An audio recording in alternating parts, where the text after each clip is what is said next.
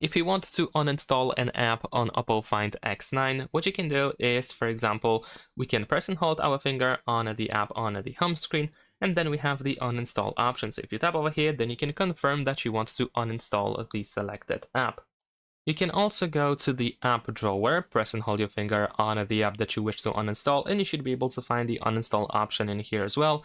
And sometimes it might be even hidden behind more features just in that case, in case you cannot really find it.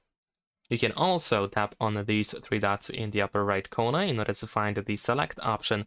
So now you can select multiple apps and then you can choose to uninstall all of them at once. There we go. And last but not least, you can also open settings, scroll down to apps over here, and then in here we can go to the app management. And of course, now we can find the list of apps that we have on our phone. We can choose whichever app we want to uninstall. So let's say I'm gonna choose this one, and then we have the uninstall option over here. And that's pretty much it. Thanks for watching, leave a like and subscribe.